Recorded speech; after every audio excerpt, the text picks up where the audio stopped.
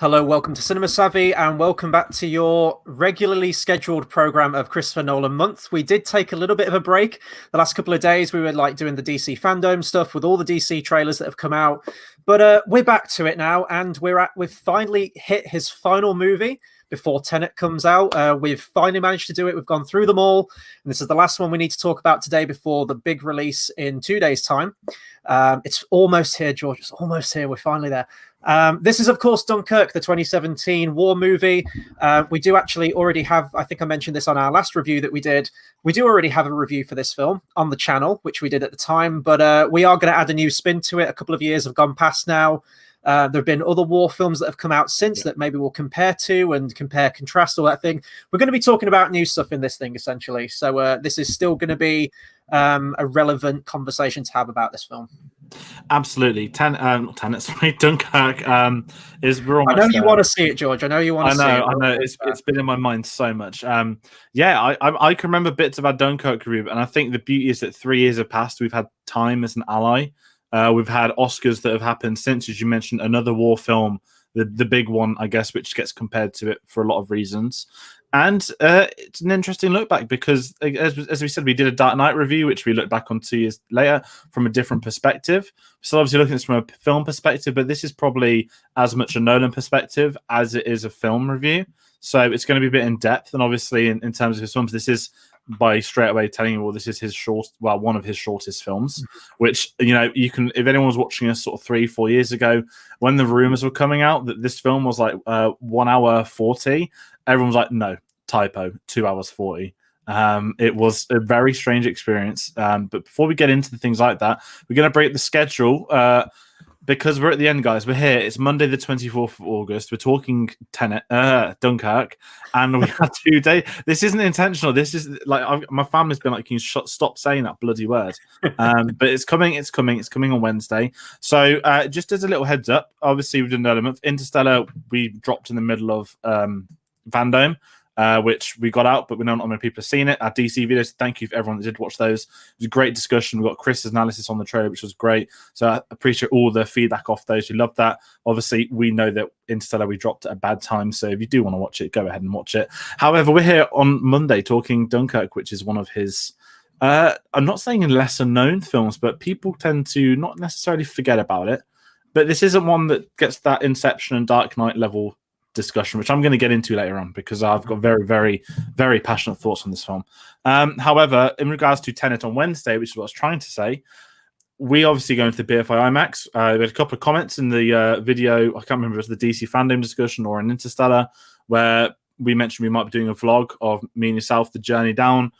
Could start from like me picking up in the morning to everything. We don't really do vlogs, we're not that kind of people. But we're going to give it a go, and we're going to discuss that. So there will be a spoiler-free Tenet review on Wednesday. There will also be a vlog, whether that comes Wednesday night as well or Thursday. I doubt it will be before the review, but that's probably going to cover the day we're doing because it's going to be pretty buzzing. I've seen a couple of press on my Twitter that have been outside the BFI IMAX, so I'm very excited for when you get to see the windows because certainly photo opportunities is putting it politely. So it's going to be pretty good on Wednesday. So we're almost there. I said we've dedicated a whole month to this. Of course, we had the quiz from last week, and we've got some more stuff coming up. We've got a spoiler review, which we're aiming for like the American release date weekend we spoke about, which is 3rd September, around that point. And we also have the Battle of the Brackets, which we need to finalise, which we'll put straight onto the channel straight away. So we do have a couple more known things coming, but all great things must come to an end. So this was the end of our rewatch. And before we kind of get into the main things, we always talk about, our first viewing. So before we even get to that, I'm going to talk about the fact this is the final rewatch we've done because you've watched all of these in chronological order. And I've said to you from day one, I was very envious. I had a very clustered, very random viewing order. Essentially, mine depended on what films were showing at the cinema and when. And that's how mine went. So I want to ask you, before we even get into this review, how was it watching them all in that release date order? Oh, Jesus. Well, it's something that I've never done with his films before this point, regardless of how many had been released. I was also very hodgepodge with it, but you could chart the progression. It was really nice, and especially reading about the films as well, where, I don't know, 6-7 movies into his career, he's saying that he had this idea way back when, like one of his earlier films, so you could kind of cast your mind back and see where he had these ideas, but he had to wait to progress as a director, which we'll talk about with this film as well. Dunkirk, he had exactly the same thing. It's great to just go through from those like really raw films that he started off with, the really incredibly low budget ones with just based on a simple idea, to these huge big blockbuster epics that he's putting out now with massive budgets. So I don't know, it was interesting. I'd like to do it with some other directors as well. We did do it with Tarantino, but even back then I never got to watch, I think it was Django and Inglourious Bastards, which I was really beating myself up about. The OCD in me was strong with that one, but I managed to do it with this one. And who knows, in the future maybe we'll do it with some other directors as well. But I think that we've peaked with Nolan. I definitely think that, and I'm glad that we got to do it, and it's been a really fun month to do as well. But yeah, it was quite an experience. Now I've done it, I don't know whether I'll do it again, but I can say that I've done it, and then on to whichever director we choose to do next.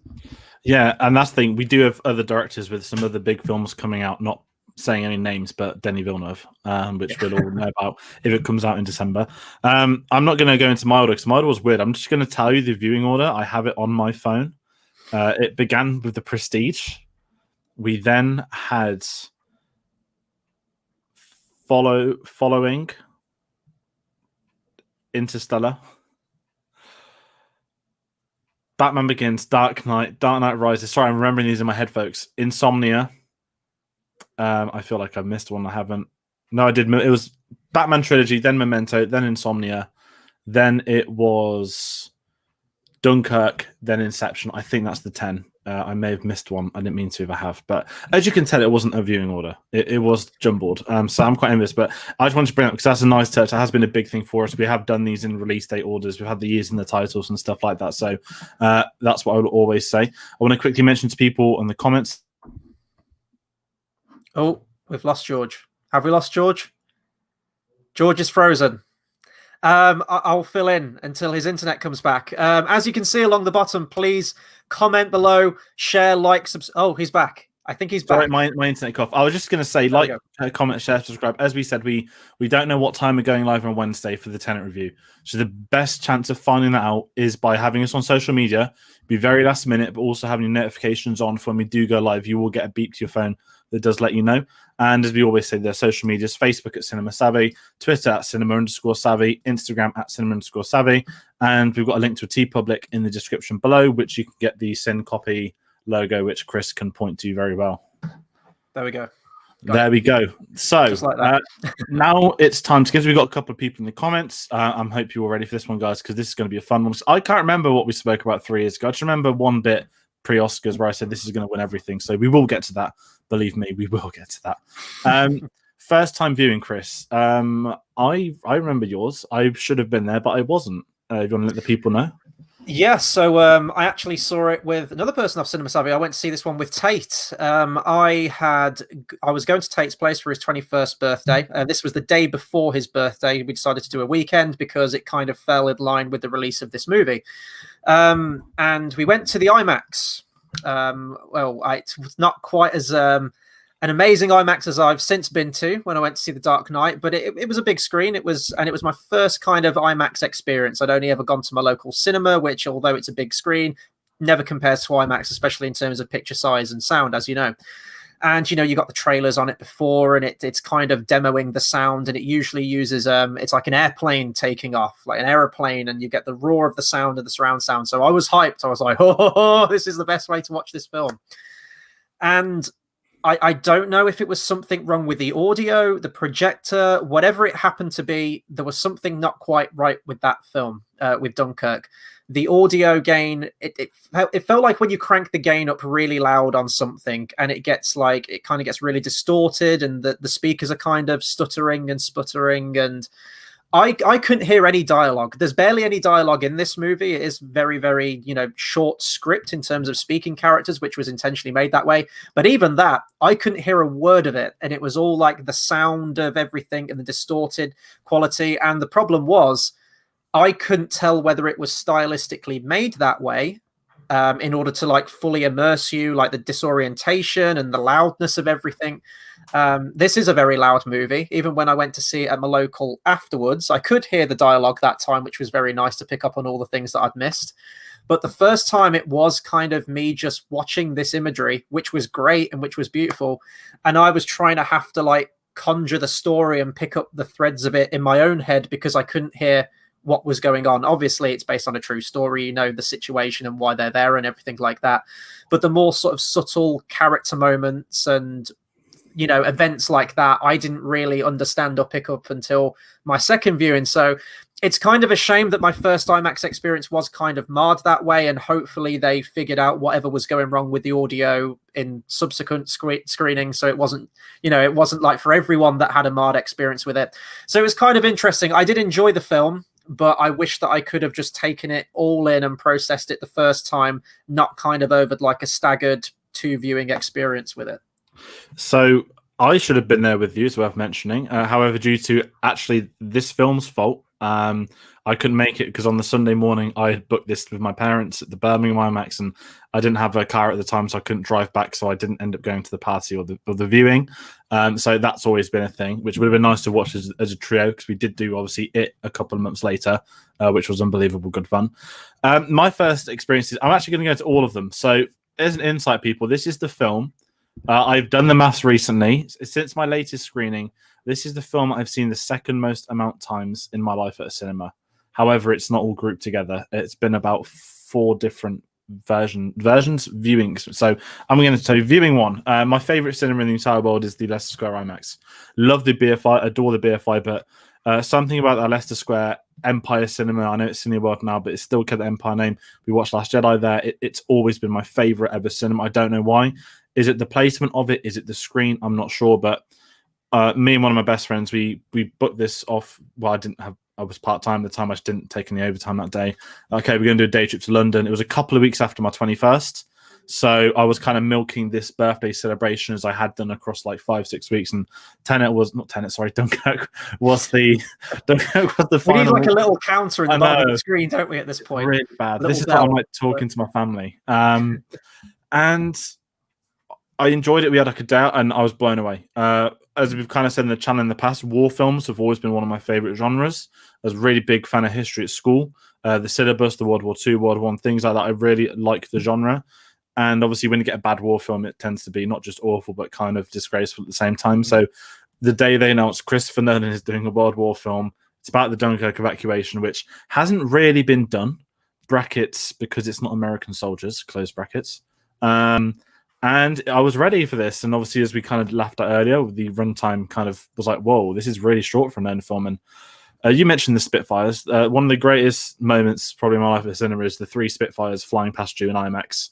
The roar of the engine, the chairs vibrating. This was real. And it was shot on IMAX cameras. And you knew you're in for a surprise. I remember the build up to this.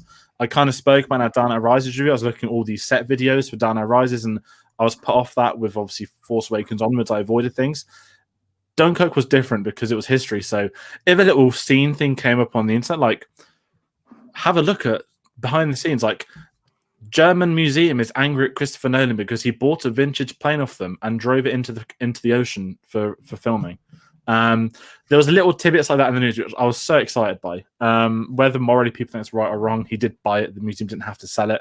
And it is in the behind the scenes of them crashing it with an IMAX camera attached to it. So yeah, I saw this twice, once on the Friday, once on the Sunday with my family. Went to the Birmingham IMAX for that. Went again with my sister a couple of days after. So that was 3 viewings on the spot. Now that December, they re-showed it at the BFI IMAX in London, and I've never been to the BFI at this point. I was in London for a day, like with my sister at a concert, and I was like, I'm going to meet you down there. They're showing Dunkirk at like 11 in the morning. It's a short film. It'll be done by 1. So I'll come and meet you after.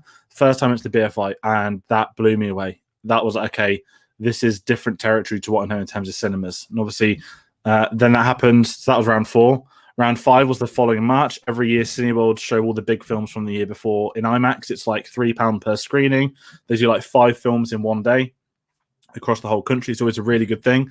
Saw it again with one of my friends who's living in Southampton, obviously where I was. London was the middle. Says, okay, let's go to Leicester Square again. Round 5. And then round 6 was a couple of weeks ago. I was waiting. It was the last one. They hadn't put it on sale. They said they were showing it, but they weren't saying when. And I was on my own in the entire IMAX. Never. Tate was close. He had 2 in there today, but I remember messaging you like, I am on my own in an IMAX. This has never ever happened before.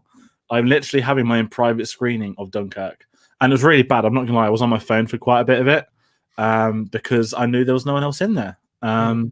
And it was really bad, but at the same time, I've seen this film so many times, so I've got a lot of attachment to this for multiple reasons. And as I said, to watch it 6 times, I think this and Force Awakens are my record too. There's a lot of essentially, guys, if I ever told you all my most films watched at cinema, bar like 2 films of the Tenet's all Star Wars or Nolan films, so that's kind of riding on it. But that's my long, overwhelming story, which is the last time you're going to have to actually hear that, because this is the last video. You're not going to get any more over-the-top stories. But my experience with this, I loved it. And I felt really bad for you, because we have discussed this over the years that, when you first told me, I asked, how did you find it? It was IMAX. I was really excited for you to be there. And you kind of said the issues, and I was kind of sat there like, thank fuck I'm not there. Because if anyone was going to I get really pissed off at cinemas. I get angsty when the projection is wrong or when it's unaligned, and sometimes they'll leave the lights on and they're like, am I going to have to be that dickhead that walks downstairs and tells them put the fucking lights on? I will be that guy sometimes. So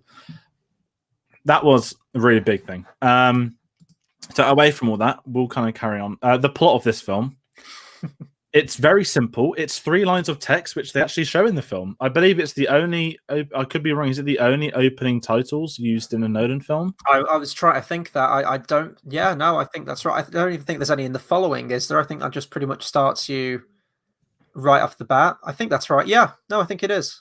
Yeah, so simply put, guys, the British and the army have 400,000 soldiers stranded on Dunkirk beach. No one's coming to rescue them. They're getting picked off by Germans. The enemy surrounds them. That's the plot of the film. The plot of the film is survival. They need to escape.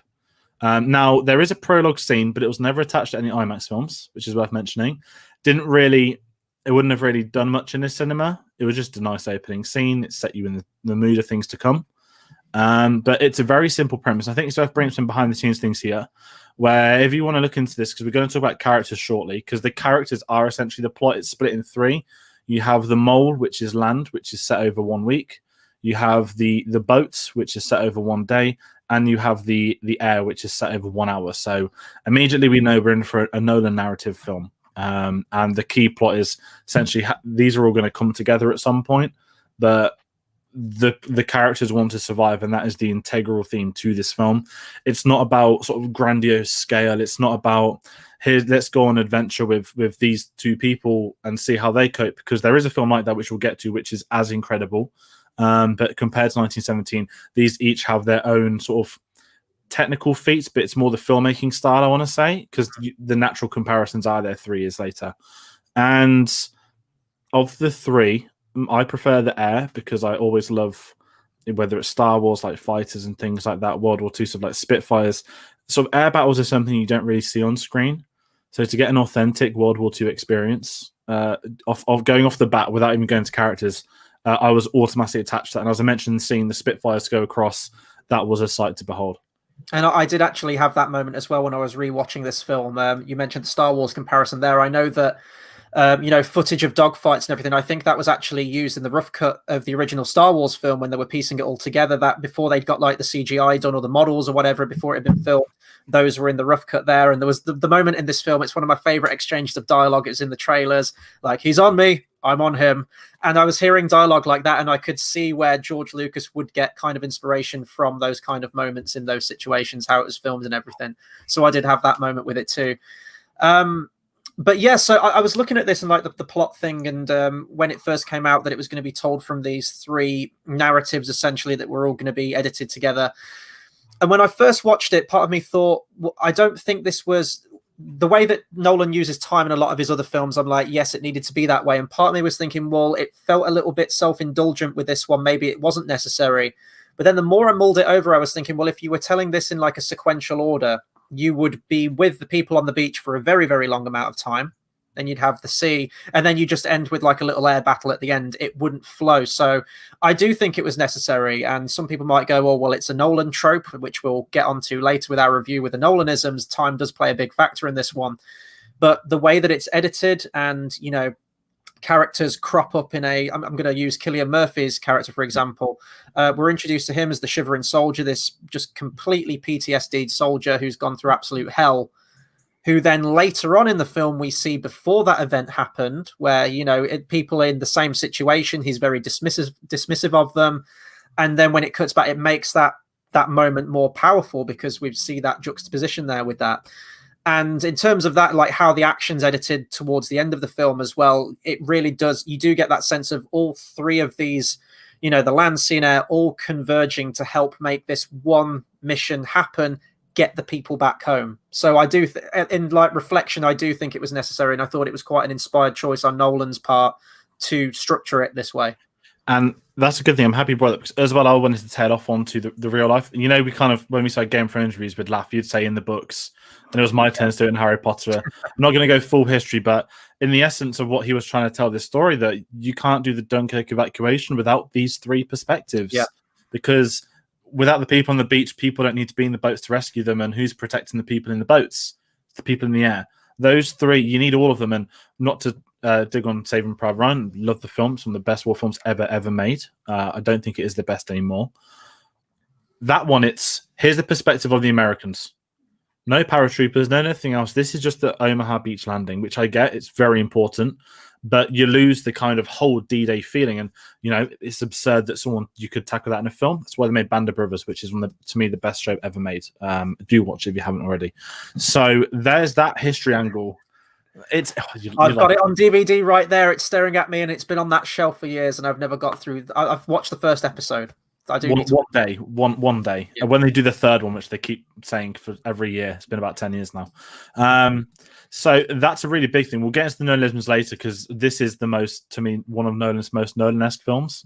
But this is a very mature film, and I think that's reflected in the plot and even background. Him choosing to make this film, you kind of mentioned earlier, he talks about these films where he's had ideas in his head for years at a time, and we kind of said it, I think, in the Insta review, or can't remember, it's a private chat where we were saying with Nolan that when he announces a film, he doesn't just announce I'm working on 10 films, but I'll pick one of them this time. He just tends to say, now I'm doing this film, I will make this film, and then I will make the next film after. And he said the same with Dunkirk. Dunkirk was announced with a star-studded cast, which we'll get to very shortly.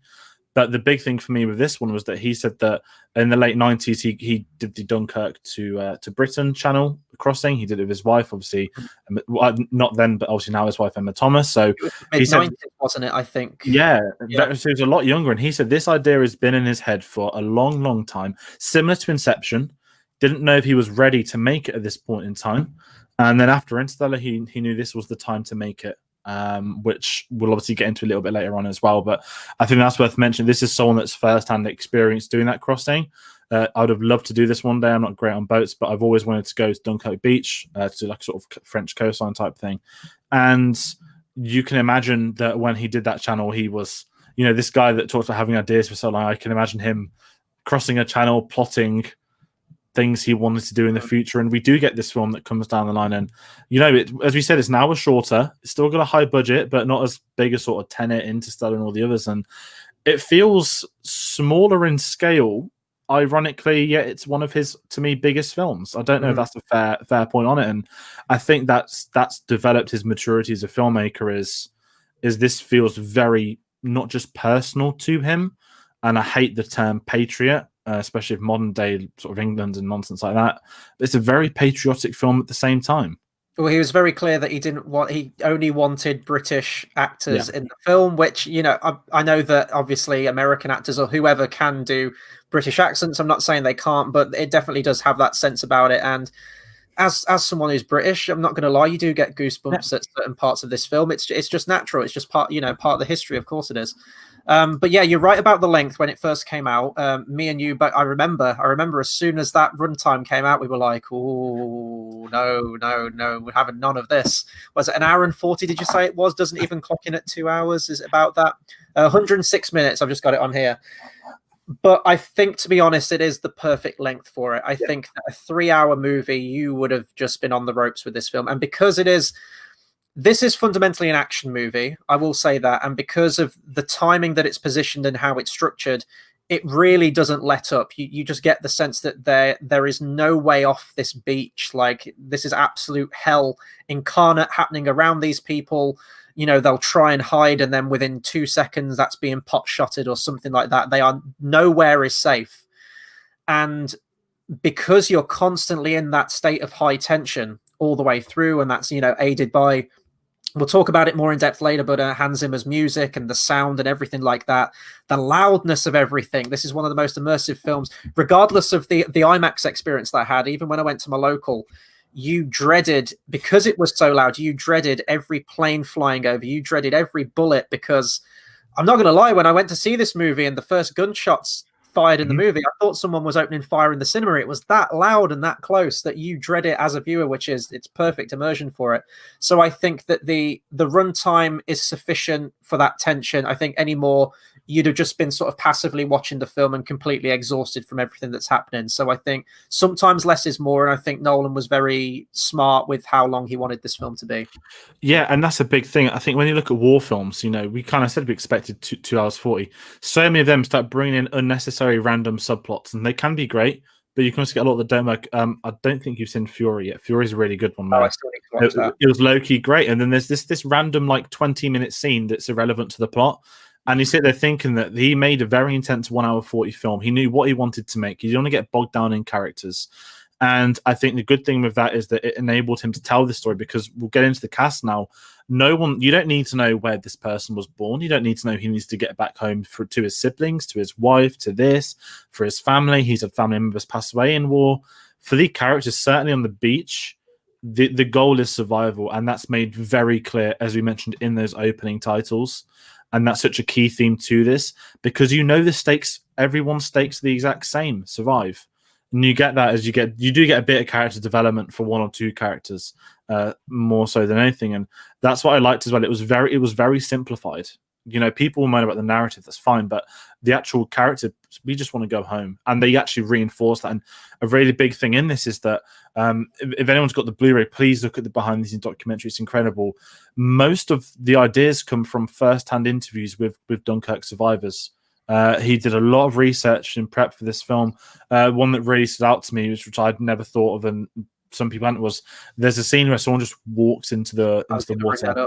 Yeah, and that's one of my favorite scenes in the film. And that was an eyewitness thing. He said loads of people were doing it, and it's 10, 15 seconds, but that leaves an impact on you at how desperate things are. You get some horrible lines, you know, how do you know the tides come in? The bodies are coming back.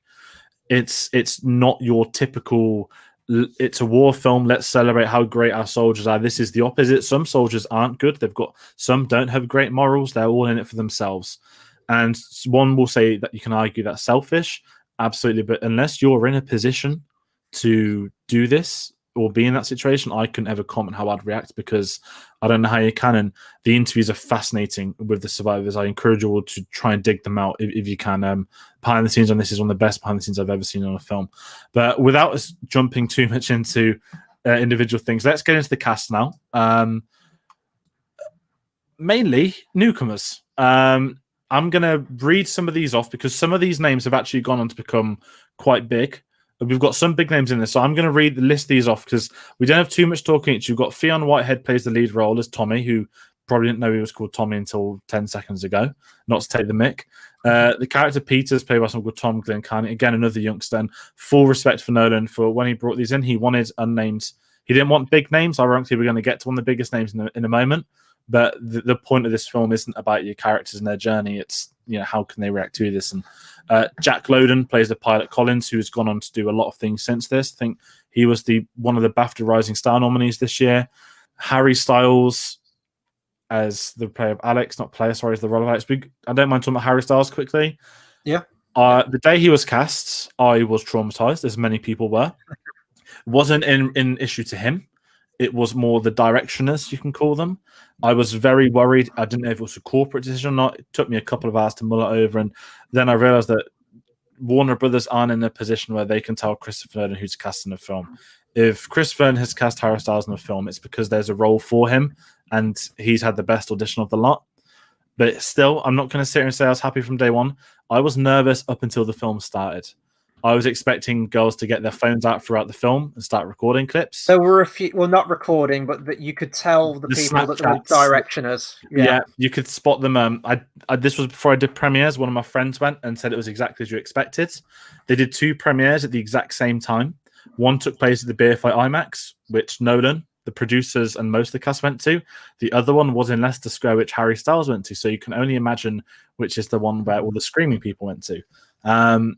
So that was, I think he's great in this film. Who's on the news this week? He's been cast in a film with, oh my God, I want to say Bradley Cooper. Basically, he after this film, he politely said he quit acting. Sorry, not Bradley Cooper, it's Brad Pitt. He's in a film with Brad Pitt in a lead role. And he was great in this film. Like I said, after a couple of minutes, they didn't focus on him too much. It wasn't that typical here's an A-lister on set. I think he even said in interviews after that, I was put through hell for 6 weeks, all the stunts I had to do, all the action, all the physicality. Harry Styles spoke. Obviously, he enjoyed himself. I think he got injured on set as well, but I think he was great in this, and he deserves that praise because I can't sit here and say I wasn't worried when I was. And I thought he was solid. He fit in perfectly. Yeah, sorry. And I was actually reading about the Harry Styles thing. Nolan claims to have not known about the whole singing One Direction thing. I don't know whether to believe that. Apparently, he just picked him out. He gave the best audition out of everyone that auditioned for the role. If that's the case, fair enough. But I have to, especially knowing somewhat of Nolan's music taste and like concerts he's been to in the past that you've told me about, I have to know that he knows who One Direction are. But yeah, I mean, I was with you. I'm not a One Direction fan in the slightest. So I was worried, but I thought, you know what, like he's never sort of put a foot out of line, Nolan, before in terms of who he's cast for his roles. He's always been very good. All the actors are fantastic. So I just went along with it. And then when I was watching the film, you kind of have the moment where you go, oh, okay, that's Harry Styles. And then immediately you forget about it and you just continue watching the movie. And I thought he was fantastic. I thought he was one of the best actors in the movie, in all honesty. And I do think it was smart. We kind of saw this with 1917 as well, where you do predominantly cast mostly unknown actors or up-and-coming actors at least.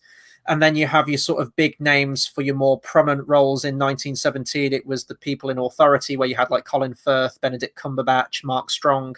And this one, you have a similar thing as well with our resident favorite, Sir Kenneth Branagh, who is tremendous in this film, in everything that he's in. Always love Kenneth Branagh. And then you have your big actors as well, like Cillian Murphy, not jumping the gun with Nolanisms, but has been in a lot of Nolan films beforehand, and Mark Rylance, who is your sort of prolific theatre actor who gets the biggest, probably in terms of character development and everything, certainly in this film. And I like that he went with unknown actors. I think that it adds to that sense of realism with it, in that, we follow this character Tommy, but really this film could be about any one of these people on that beach. When you pull back to that wide shot, we could just switch to any character and it would still be an enthralling movie from their perspective as well. So I think it adds that sense of sort of anonymity, that one person among many, and it just makes it more, it adds to that struggle. It adds to that when you take sort of I don't want to say that this is like a deeply character focused movie, because I don't think it is. I think 1917, we get a greater sense of that because we follow that person beginning to end, which we kind of do with this, but it is from multiple perspectives. I'd say that 1917 is more immersive in that way, but you strip that out and essentially all you want for these people, if you have any shred of like empathy or sympathy in your bones, is that you just want to see them all be safe and to get out of this hellhole and to return home. So it really does help to strip it back to that. As you mentioned, this film's about survival, and it just brings it to that. You are with them every step of the way and you want to see them get back home. Absolutely. I'm happy you brought up some of the old names, because when you've got younger actors, you do need those. You don't need the bigger names, but here's an established theatre actor. Certainly with Mark Rylance, I think this is off the back of, Bridge of Spies, wasn't it? Yeah. For someone that done theatre for decades, no one had heard of him, myself included, because I'm not the biggest theatre, not necessarily lover, but the knowledge of theatre. And suddenly he was cropping up everywhere. He came back to Ready Player One, he was in this, and it was established British actor. He's playing a sort of fatherly role. He made perfect sense for this, and it's that certain gravitas they bring with them. Cillian Murphy as well, even more so in Dunkirk, he's a household name, obviously with Peaky Blinders filming and whatnot. And then obviously you get Tom Hardy as Farrier, who is the kind of, I wouldn't say he's definitely not the main character, but he's the lead of his sub story. You're following Tom Hardy's point of view on the air battles. I think by bringing someone like Tom Hardy, who you kind of align with on the spot because of who it is, you just seem to enjoy it more. So I think the cast were all great. I don't have any issues. No one gets too much of a focus, is a polite way. I'm happy that certainly some of these younger ones, sort of Barry Keoghan that plays George, he's just got cast in the Batman film this weekend. He's been doing a lot of films, and all these people, it's the same with 1917. It's a great comparison. George Mackay is starting to get cast in more roles. I'm sure little Tom and Baratheon will go from being Tom and Baratheon at some point to the one from 1917. So it does help. And, you know, Harry Styles, he's a big name, but he's not a predominant A-lister actor. If that had been, you know, Tom Holland on the beach, instantly it's Spider-Man. Obviously, he was almost in 1917. He was almost in that role, and it would have took you out of it because he's just too big a name for that role. And we've got a couple of people in the comments saying the same things, which is great. So moving on from the cast, it's a bit of a weird one. I think we should talk about the direction of filming because we've spoke bits. We spoke about the maturity of this with Nolan's work. To me, in terms of direction as its own outright thing, this is his best directed film. Yeah, I think in terms of a filmmaking standpoint, this is his best film. This is the film he should have won an Oscar for Best Director. Thank you, Shape of Water, you piece of shit. And I said that 3 years ago. All I know about that review is I said this is going to sweep the Oscars, and I was so excited. And Oscar season came, and it was winning a fair few. And suddenly it's like, oh, here's this film about the deaf person falling in love with a fucking fish, and I'm just like, what? Like you don't even remember the film. You remember the moment that film won and beat out Dunkirk. That's what you remember the film for. It's if anyone likes their football references, there's a famous Didier Drogba line called "It's a fucking disgrace." And go Google that on YouTube because that was me on Oscar night. So angry. And we knew it was coming at this point. Anyway, that's off topic. We were talking about the direction, and I think it's perfect. You know, this is a director that approached the Queen Elizabeth II, asked to borrow one of her warships, just so it could be in the background, not even at forefront. Like he has, you know, he's got his OB this year. He's got one of his things, but not many filmmakers can have, you know, the British Empire behind them. But you know what I mean? That kind of, this will be real. All these boats that do rock up, I know that's one of your favorite scenes. We'll get to that. These were all authentic boats from that time era. They had to go out and find them. And I remember some awful newspaper was trying to find the historical inaccuracies, and there was one. And it was at the train at the end is a 1950s style pattern design. Like how childish is that? But this is someone that knows his stuff. And, you know, I think we bring in the IMAX conversation. I believe something like 95% of this film is shot on IMAX. And it's more the boat scenes that can't, because the size of the cameras and the delicacy of the boat, they couldn't film the interior scenes in the boat with it, which is incredible. I think this warranted being the first ever 100% IMAX filmed film. I know that Infinity War and Endgame are the only two that have that, but you know, look at how IMAX has developed from Dark Knight, from 6 minutes to here's a 1 hour 40 film experience, and we speak about that cinematic experience. And for this one had to be IMAX. I didn't mention earlier, all 6 viewings, they've all been IMAX. I've never 100%ed an IMAX film that many times. It feels, you know, this is, I hate the phrase, this is how it was made to be seen. You can tell it was what you spoke about earlier, the noise of the planes, the bullets going from behind you. It feels real. It scares you. And you got to think, as loud as it is to us, imagine it for them. Yeah. And I just think from a creative standpoint, I can't fault this. From a production standpoint, how he's made this film. This is one of the most perfect war films. And again, lots of praise comes down to the fact that he chose to make it the running length it is. It couldn't, if it was 2 hours, 2.5 hours, you're going to have to add in things and you lose people with that. The more dialogue there is. And another thing I wanted to mention in terms of production wise, I know I've been waffling on, he originally wanted to make this without a script. There was an idea to make this film with no script. Improvised, wasn't it, all the way through? Yeah, completely improvised. And I think, you know, for one of the most sort of specific directors in the world, that it's always his rules. He wanted to improvise this to get a sense of reality. I don't think that would have worked. And Emma Thomas talked him out of that to do a script, which is why it's only 76 pages. It's very small. And I think I can see that you can tell that he wanted to tell his story through his filmmaking and what you see rather than what people are telling you, because not necessarily criticism, but we kind of laugh and joke that so much of Inception is, most of the dialogue in that is them explaining things to us that do need to be explained. in this film, nothing needs to be explained. Part of me wonders, I don't think you could do it, especially with the way that it's structured, but say if this film was just purely set on the beach, I wonder if you could have told this story without any dialogue Oh, and just had like absolutely. background audio. Like the first part of this film where, you know, like they're running through the street and you just get like the little bit where he says like, I'm English, English. But then after that, where he reaches the beach and then I forgot the name of the character because I don't think it's specifically said in the film. The one who turns out to be a spy, the French guy, and it's all just glances and everything. And there's no dialogue needed. You know exactly the situation that they're all in, the absolute dire straits that they're all in, and what they're basically having to do to survive and what they're having to go through. So I think it'd be an interesting experiment. But with a film like this, I think you did need some of that sparing dialogue throughout. So, but it is understated and there isn't much of it. And I definitely do think it adds to the texture of the film. But yeah, just talking about this now, and when I was watching it a second time, it probably, yeah, you probably are right. It probably is Nolan's best directed film, just in terms of the scale of it and the fact that he managed to corral thousands of extras in this film. Yeah. And even that, it's him wanting to film everything and get everything in camera as possible. He only uses CGI very, very sparingly, and it's always a last resort, or it's always to enhance something that can't be done practically.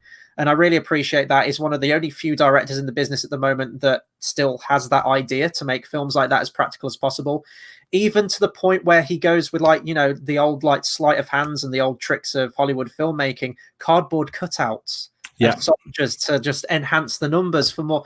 Just, you know, and when you watch it, it looks perfectly seamless. It looks fine. It's all these, like, you know, tricks of the trade and everything like that, and it looks great. You mentioned the fact that he was refurbishing, you know, out of decommissioned and retired vessels and everything like that, going that extra mile. I always have to congratulate films like this that are period pieces and the production design and everything that goes into them, because we're just passively watching the film and, you know, reviewing the film and mulling the film over as we watch it as a passive observer. But when you really think about it, and it's, you know, if it's whatever it happens to be, vehicles that are of the period, you know, outfits, costumes, vehicle, everything that in between, because there's always that eagle-eyed viewer that's going to tell you that that's a 1950s train with a different pattern. There's always those people. If that's the only thing, then fair play to Nolan, because I think that he absolutely nailed it in terms of the rest of it. Also, I read as well that in terms of the IMAX cameras and what they were filming, and being around the kind of environment that they were with filming, the only audio that they were able to use directly from filming was the dialogue. Everything else had to be completely recreated and audio mix and everything. And of course, it is a war film. It did win the Oscars for best sound editing and best sound mixing, which it's kind of, you know, we always say this every year we do the Oscars. If there's a war film out, that's the one that's winning sound. But this is, in terms of sound in a film, this is one that always sticks out to me. As I mentioned, like the sheer volume, literally the volume, the ear-splitting volume of everything that happens in this film makes it really an immersive film. And yeah, just everything, strapping cameras to the sides of planes, everything. It's one of those films where, like 1917 as well, I know 1917 is a very different film, different war for one, so it is going to be fundamentally a different film.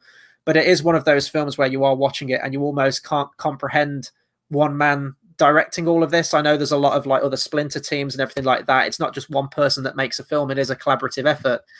But there is sort of like one mastermind behind it controlling everything. And it is one of those films where you just kind of sit back and admire the scale of what's happening. You can imagine him in that water in like a little dinghy boat with his camera, just, you know, watching all of this happen. And it's astounding just to think about.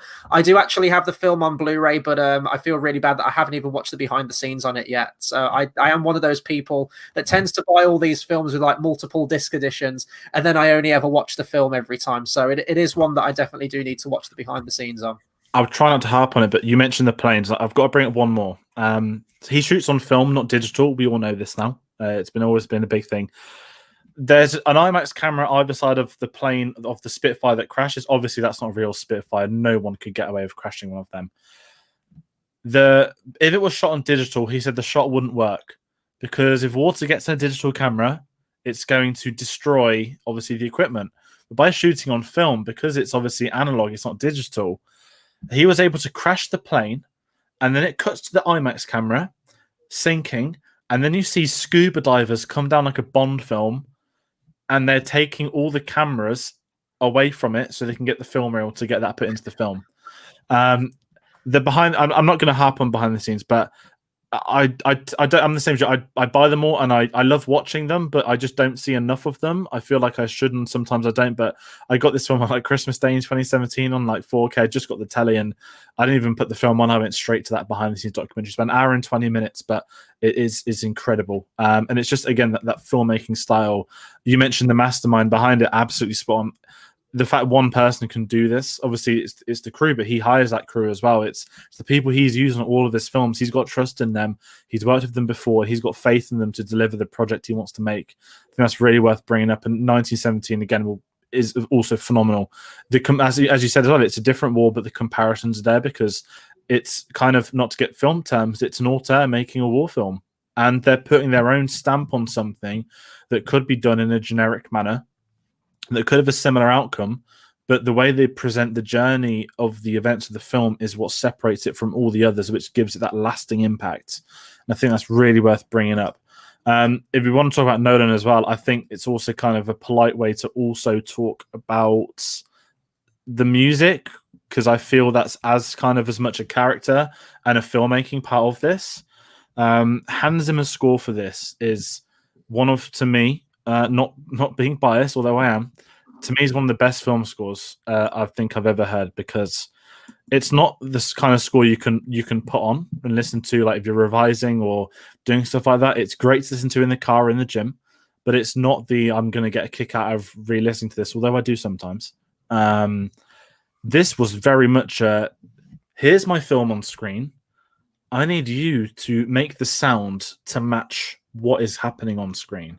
Mm-hmm. And Hans Zimmer just we spoke in the Inception review, Interstellar, that so many Hans Zimmer scores or people making films similar to Hans, that the music sounds the same. But when Zimmer wants to go up that gear to another level, which he's very, very capable of many times, this is what he can do. He can create something like no other. Obviously, it's enhanced digitally. You can't do a sort of orchestra like that. There is orchestra stuff, but the music is almost a character in this, and each sort of section has its own bit. And I always go to the song Oil, which is the connecting of the three narratives, which is an incredible build-up. 1917 did do this a bit better. An incredible build-up to a big event coming with this just score going with it. But I think Hans Zimmer was robbed of the Oscar for this, because a soundtrack, okay, like I said, it's great to listen to at home if you need to, but the purpose of a soundtrack is to accommodate what you're watching on screen. Mm-hmm. And this absolutely has this. Again, not for me to say here being biased and ranting, another Oscar robbed. He has one Oscar, and it was for The Lion King. It wasn't even this century, man. And look at the scores he's done since. He's one of the greatest. To me, he's in my top 3 ever made. I love this. I didn't expect this as well. I was expecting like Thin Red Line or some really neat sort of violin string, sad music. We didn't get any of this. They compare it to a clock, because there's a ticking clock, which is a big thing. And if you guys don't know, in the comments or at home, but that's Christopher Nolan's own pocket watch, which they used. They used that for the audio beat for the main film, which is, I just laughed when I found that was just funny. It's a typical Nolan thing, but again, he can build a score, around a J'ai No Regret Edith Piaf song. He can build a score around a father-daughter relationship. He can build a score around Christopher Nolan's pocket clock. Yeah, and it's the dilemma with me with this score, because you mentioned that you thought this should have won the Oscar, and I remember when it was nominated for an Oscar, the soundtrack for me, I'm always one of those guys. I love my main themes. I love something that's hummable. I love something that's memorable. And I will be honest, to me, the actual music for this isn't memorable in terms of hummable themes or everything like that. But then it is that flip side that you mentioned, that a good score is meant to support the film and be that secondary layer to the film that makes everything come together. And this soundtrack absolutely does that. So it's that weird kind of split for me on this one. This isn't a soundtrack, as you mentioned, that I just throw on and listen to under any circumstance. But in those intense moments, you feel it, and that soundtrack is powering behind it. And what I find fascinating about this soundtrack is that it kind of toes the line between diegetic and non-diegetic sound. There are moments where I'm like, is that the sound of machinery in the background, and like the boats, for example, where the engines are churning? Or is that engine sound part of the soundtrack, and the two kind of like match each other, and you never know which part is music sometimes and which part? I thought that was quite a fascinating take on that, those very sort of industrial engine noises used in the soundtrack. And you mentioned like the time aspect of it as well. Now, I think that he did use elements of this in Interstellar, but the whole like ticking clock, this is a race against time fundamentally, the whole film, and that's why it has that breakneck pace to it. It adds to that sense of urgency. Anytime you add like a ticking in any kind of soundtrack, it will always add to that. But there's a point in this film where like you notice it where the ticking starts at the beginning of the film, and then obviously you kind of you blank it out as background noise. It just becomes like a layer because it's constant all the way through the film. Your mind kind of blanks it out and you're focusing on other things and what's happening and to the characters and everything. And it's not until you become aware of it again at the very end where the ticking stops, where the panic's over, and the main character finally just goes to sleep. He's able to just switch off. And when that clock cuts off and it's just silence, it does kind of jolt you awake as a viewer. You're like, oh, that has been going the whole movie. And, it adds to that sense of relief at the end for the character. So in terms of all these layers and things where it does enhance the movie, yes, absolutely an Oscar-worthy score. In terms of like an actual soundtrack to listen to in isolation on its own, maybe not so much, but I flip-flop between it because, as I mentioned, like for me, a soundtrack should be a good one that you can listen to. But then again, if this had like all these big bombastic themes all the way through it, I think you would focus too much on the music. And like Hans Zimmer knows when to pull back and he knows when to go all out with like a main theme. So I think he made the fair compromise with this one. Absolutely. I'm trying to think what else is quickly in terms of the filmmaking point. I don't know. There's too much more I can add. This has been the kind of none of the greatest ever made. It's that kind of like that preach how great it is. I guess another bit of the music, which will sort of take us on to best scenes of the film. And you mentioned like with Inception, where he used the non je ne regrette rien or whatever it's called, and he utilized that in the score. He did the same with, I think it's called Nimrod by Edward Elgar. It's played at a lot of sort of ceremonies and everything like that. And it's used in what is, if we're going on to scenes now, my favorite scene in the film. It's the bit with the binoculars with Kenneth Branagh when he says, "What is it?" And he brings the binoculars down and he says, "Home." And when it cuts to those boats and that music kicks in, that's the part that always gets me. That's the part that gets me misty. That's the part that makes you proud to be British and all that thing, all that patriotic glory. But it's such a beautiful moment, and I like that Hans Zimmer used that music. I think he slowed it down to match the pace of the rest of the music. I think it's a I don't know much about time signatures, but I did read that he slowed it down somewhat. But it adds that nice layer. It brings it back to sort of the reality aspect of everything. It is a song that maybe you don't know by name, but you've heard in certain ceremonies, as I mentioned, and memorial services. It's just such a beautiful moment. It's without a doubt probably one of my favorite Nolan scenes. It is a great scene. Sorry, I was reaching up. I wanted to grab my vinyl, but I'm not going to be able to reach it. So in the soundtrack for this film, they have Nolan talking about that scene specifically. You mentioned being used in ceremonies. Nolan said that when his dad passed away, that was the song played in the funeral when he had to walk out the coffin.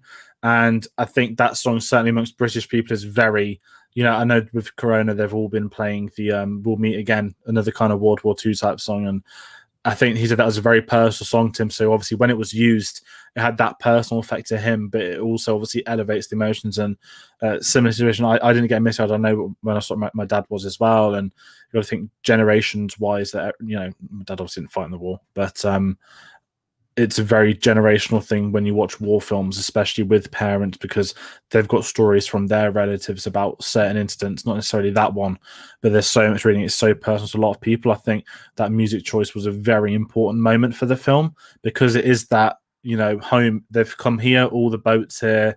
That's the kind of the turning point. It's not the climax, but it's like they've arrived.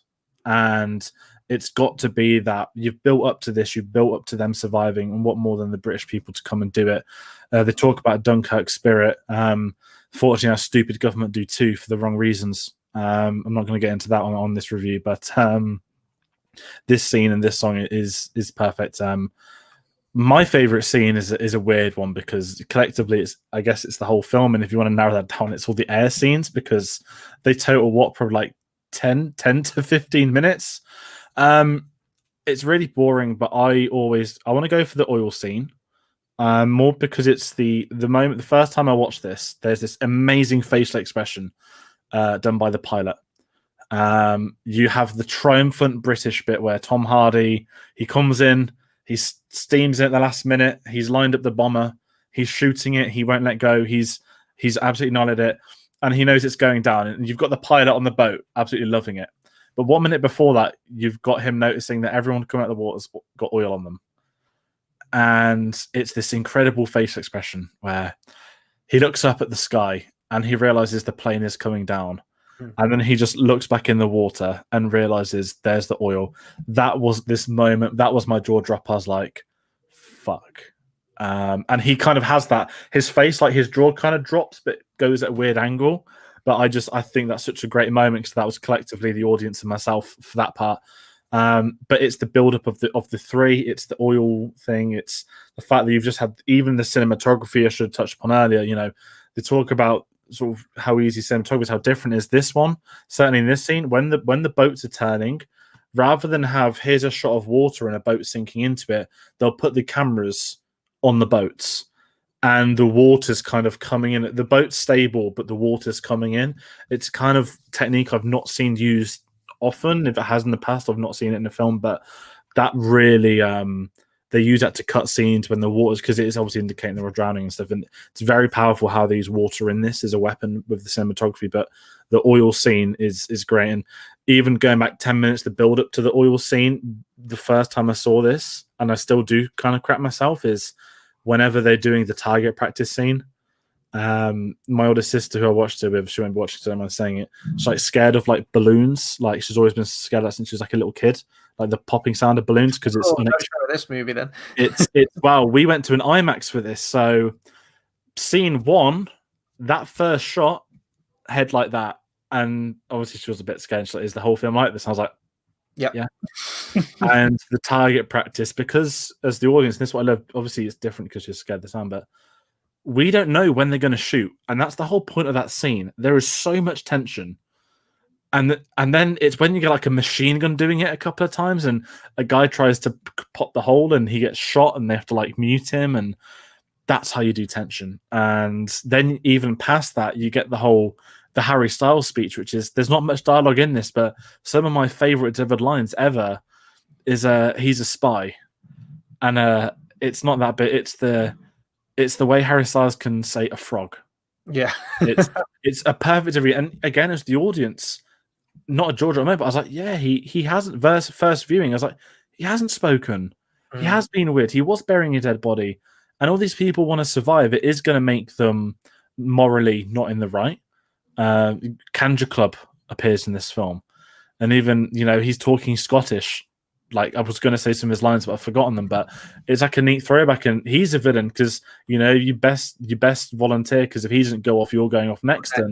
And the whole point, they will echo it within themselves. This is survival. It's what they're doing, and oh god, it's just great stuff. It's hard to pick a favorite scene, but in terms of powerful scenes, there's so many. Well, going back to Tom Hardy as well, you mentioned his facial expressions. It's worth noting that, he does take the mask off at the end, but it's the second Nolan film out of 3 where he predominantly wears a mask for like the entire majority of the movie. And he is great. There's another one, I think it's very early on, where an enemy plane flies behind his plane. He kind of does this eye.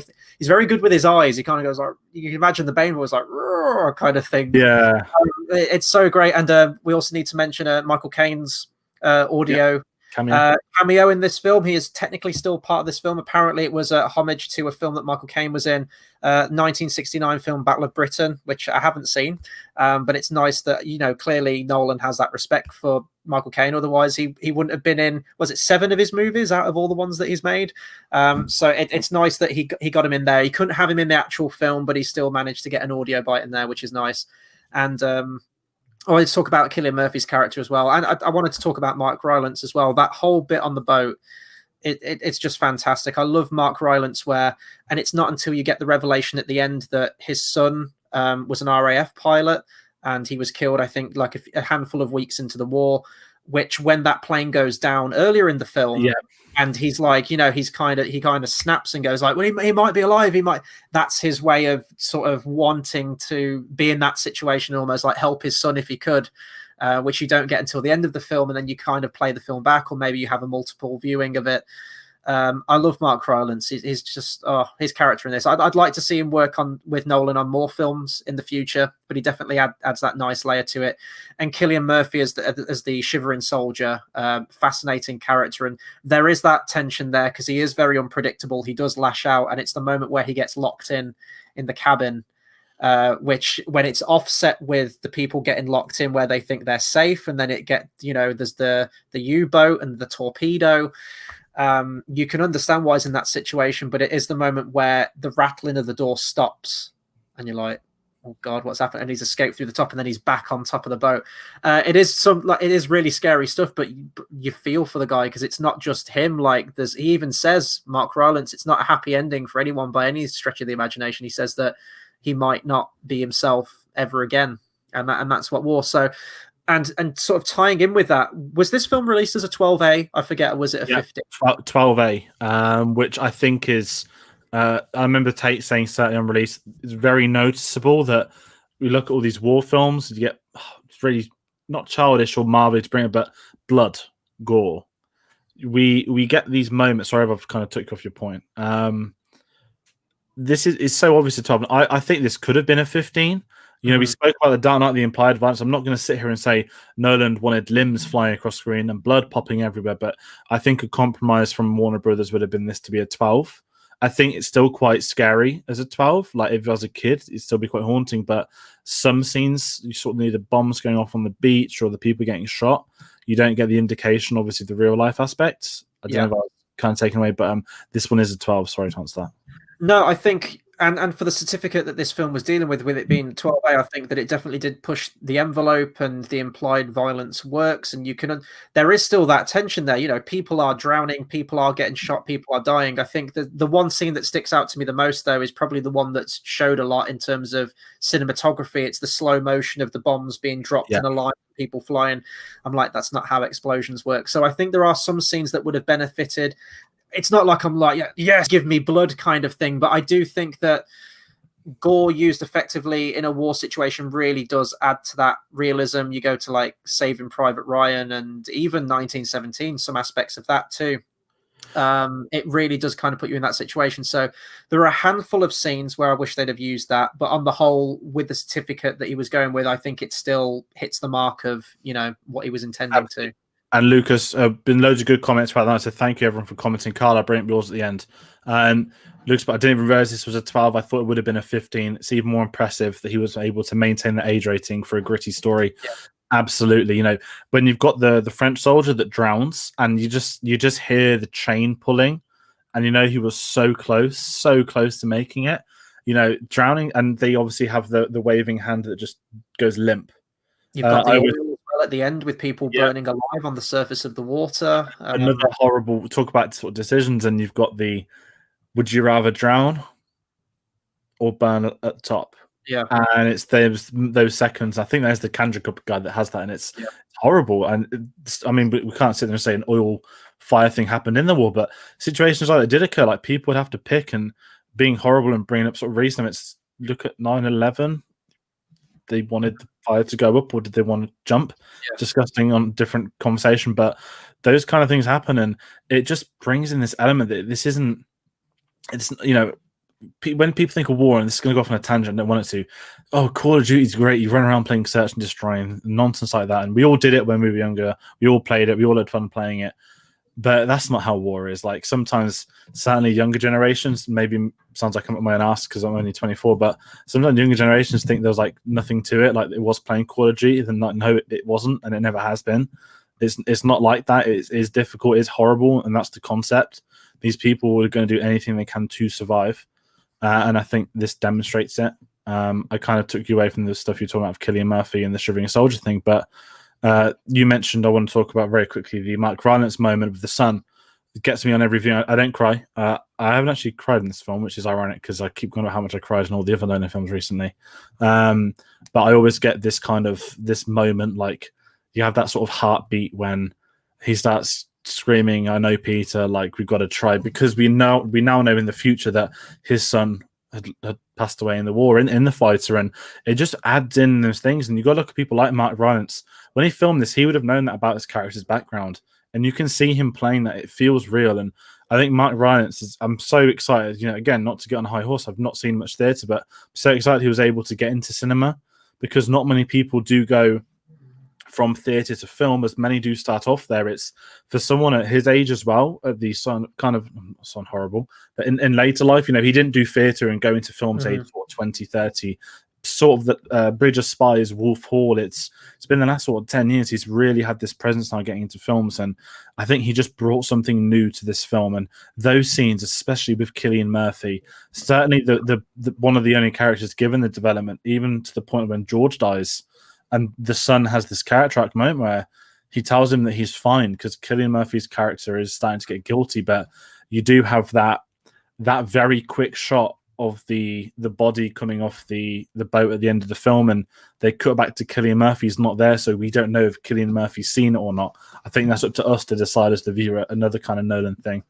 But I can't really fault it from that. I've kind of lost where we were talking about in all honesty, but I think we can bring it back to Nolanisms because that is a similar one there. We always talk about, so probably since which was the first film that started it, the kind of music video ending montage to was it Dark Knight? I think it may have been, and that moment there where it's having to keep someone blissfully unaware of something. It does kind of remind me of the Alfred burning of the letter from at the end, where you could tell them the truth. And obviously in that film, in the sequel, we know that he does, but he knows that the truth would break that person. So to save them the pain, they keep that knowledge themselves. It kind of reminds me of Dunkirk as well, with that moment where they don't tell him that no, he has actually killed George in that scene. And it's worth noting as well when the soldiers go down there, when Harry Styles and said, be careful, and he's like, he's dead, and he's like, well, exactly, be careful with him. It kind of shows that death and just seeing bodies have become such second nature to these soldiers that there isn't that kind of, or step away from him, like treat him with care, because they've been dealing with it for like X amount of years, X amount of time in that situation. So that was interesting. I'm trying to think of any other Nolan ones. You've got the obvious one with the time, the different parallels of time and everything like that. The cast with like Cillian Murphy and Tom Hardy, although it isn't like you mentioned, like the Dark Knight Rises one, where it was blatantly following on from Inception, where you just throw everyone in from the previous film into this one. I didn't really get that with this one. I think that's down to the fact that he used a lot of new actors, unknown actors, and sort of like Mark Rylance, who we hadn't seen before in Christopher Nolan films. I am trying to think of anything else. It's such a different Nolan film, though. The fact that he did a war film as well, I didn't mention that earlier. I like when he takes on a new genre that we haven't seen before, where he did Interstellar. It was a sci-fi film, completely different to anything before. Then he took on a World War film. Not to take anything away from Tenet, but we have mentioned that visually and stylistically, it does look very similar to Inception, that kind of heist, spy, espionage kind of film. So I'll be interested to see him take on another new genre after Tenet. Hopefully, maybe you'll do something else, but it's worth noting with this one that it was his first war film as well. And that's what, the world we live in is that people assumed, because they mention the next war will be the battle for Britain. Unfortunately, some people saw that as sequel baiting and thinking Christopher Nolan's going to do a Battle for Britain film. I was like, I would love to see a 2-hour film of him flying Spitfires around, but there wouldn't be a story to tell. It's what I kind of said in the interview we both spoke. He did Dark Knight Rises. He'd done his 3 Batman films. He'd reached this point where he wants to move on in his career. He's got anything he wants to in front of him. And such, Interstellar, big sci-fi. Then this war film, slightly smaller budget, but it still made 140 million budget. That ain't cheap. Made 550 million at the box office. It made a lot of money. It got a lot of Oscars. It got nominated for a lot of Oscars. And of course, as we always say, it was popular with audiences and with critics. It's this sort of trifold fact that not every film can have. And that's the thing, I'm so looking forward to Tenet on Wednesday, but it does look inception-y. And when Dunkirk was coming out, I was like, oh my God, Nolan's doing a war film, and we'll have the same conversation on Wednesday. I know we will. What's he going to do next? And that's always the conversation. It's always the exciting part of it. One thing Nolan wanted to bring up, it's not really a big one, is his cast. His uncle makes another appearance. Yeah. He's the blind guy at the end. I don't know if it's meant to be symbolism or anything like that. It was very odd, but it was like, oh, look, the uncle that appears in a couple of his films. So that's always a nice little nod, but not too many of them. And you brought the cast again. It's great. We didn't need the cast carryover. Certainly Interstellar not one interstellar person is in this film. I don't think. No, they're not. Not a single one. And obviously, heading into Tenet, we've only got Kenneth Branagh at this point in time that we may know. We haven't seen the film yet, but Michael Caine, our resident Michael Caine. Yeah, you kind of forget he counts, don't you? He's like the go-to. He will be there. But the fact he only bring Kenneth Branagh over, I think he needed younger actors. He didn't need familiar names. You know, Tom Hardy, yes, he's a big name, but he even said, classic interview, Tom Hardy's got more talent he's got better acting in his eyelids than most actors have in their whole body, which is both savage and a compliment at the exact same time. And I think Cillian Murphy's great in this film. I said the same, I can't see many of actors playing that. I think it's something about Cillian Murphy. It's those big blue eyes, isn't it? You kind of spoke to me in the past about it. It's like the Aunt May thing from Spider-Man. It's the way the camera focuses. I think he was great for what he needed, and he was scary as well. He's very scary at times. So I think it was perfectly cast. I can't fault any of that. But that's kind of everything I think I have to say right now on Dunkirk. I've just applauded it for over an hour. We're almost at the Dunkirk running time, which is very different from our Dark Knight Rises running time. But I'm going to head into my final thoughts on this film. And I'm just going to kind of echo what we spoke about. To me, this is his best directed film, his most mature film. The film that if people are going to say, name me 3 Nolan films to watch, this is one of the 3. That would tell them every time. And, as someone that's not too patriotic, the fact you can get patriotism out of watching something like this whilst having a commanding respect both for the film, what it's trying to do, the message it's trying to send.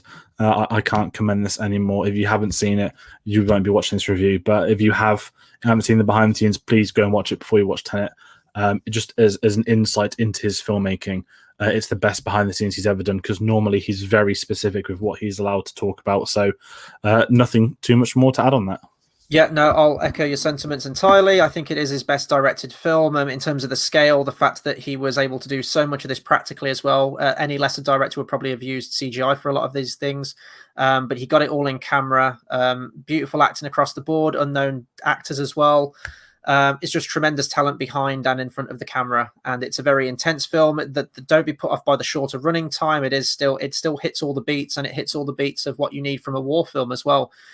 Despite it being a 12A, it goes into the horrible PTSD conditions that many of the soldiers had to endure, the dire situation that they were all in. People walk, the scene you mentioned of people walking into the channel just on their own, just completely hopeless. It does give you that sense of futility, that horrible situation, but then it does offset it at the end with that really nice pang of hope and sort of like the uplifting ending towards the end of the film.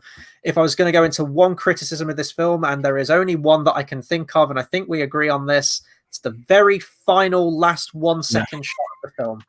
And it is only 1 second of this film that I have a complaint with. There's this beautiful ending wide shot with Tom Hardy where he's saved the day. He's shot the flare into his plane to set the signal fire.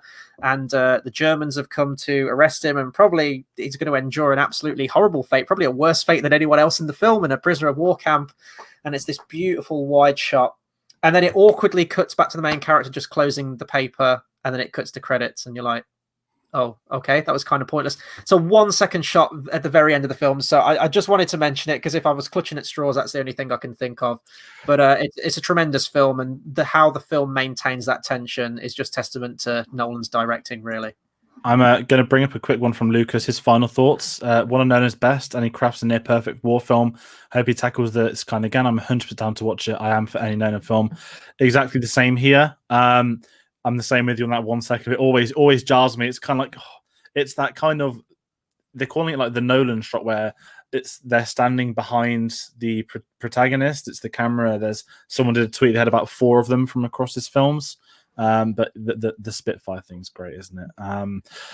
I guess it's worth talking about Wednesday, right? We kind of spoke about it at the beginning, but we're going to bring it in. Obviously, Tenet is out on Wednesday. This is the last review of our Nolan month in terms of pre-existing Nolan films. It's really sad to reach this. It's actually flown by. There's no more films we can talk about, but I want there to be more.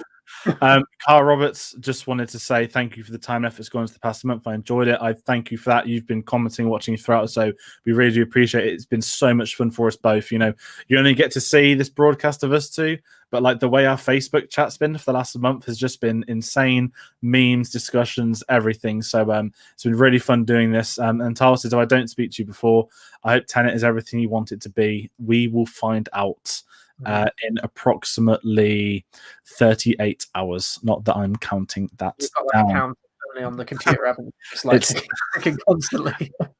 It's like the Inception bit, like wake me when it happens. I'm gonna like be at the cinema, and like you're gonna play Jenna or get Rihanna as I'm walking in.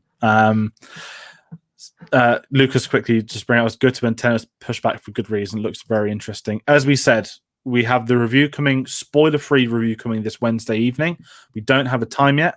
We'll try and let you know. We'll schedule some posts to say it's coming this evening.